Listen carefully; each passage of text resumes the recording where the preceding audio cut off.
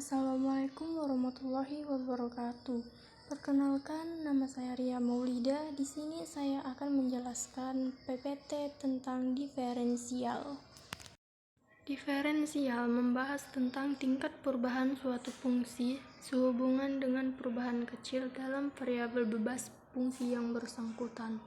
Dengan diferensial dapat pula disidik kedudukan-kedudukannya khusus dari fungsi yang sedang dipelajari seperti titik maksimum, titik belok, dan titik minimumnya.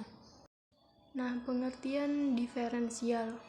Turunan dalam matematika ekonomi dikenal dengan diferensial, merupakan suatu fungsi yang menggunakan beberapa rumus yang diawali dengan turunan pertamanya, yang digambarkan dengan fungsi sebagai berikut.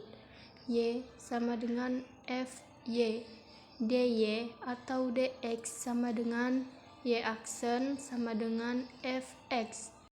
Jika y sama dengan fx adalah fungsi dari x, maka diferensial dari y adalah dy sama dengan f aksen x dx atau dy sama dengan f aksen x dx, di mana dy adalah perubahan kecil pada y, f aksen x adalah turunan fungsi fx, dx adalah perubahan kecil pada x. Diferensial dy adalah perubahan y yang terkait dengan perubahan kecil pada x, yaitu dx. Nah, notasinya dx, dy sama dengan f aksen x. Ini disebut sebagai turunan dari fx. Nah, di sini ada hubungan antara diferensial dan turunan. Yang pertama, turunan mengukur laju perubahan suatu fungsi. Yang kedua, diferensial menggambarkan perubahan kecil pada variabel tergantung berdasarkan perubahan kecil pada variabel bebas. Contohnya, fungsi fx sama dengan x, turunan f aksen x sama dengan 2x, diferensial dy sama dengan 2x dx. Aplikasi diferensial. 1. Menghitung kecepatan. Kecepatan adalah laju perubahan posisi terhadap waktu yang merupakan turunan pertama dari fungsi posisi.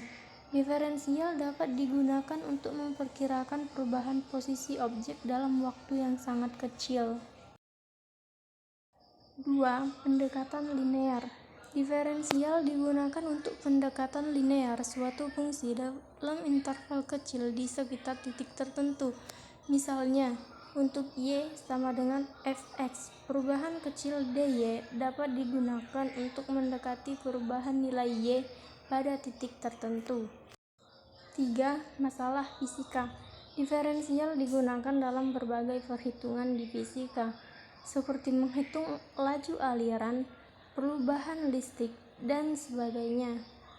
Mungkin itu saja PPT singkat dari saya. Saya tutup dengan wassalamualaikum warahmatullahi wabarakatuh.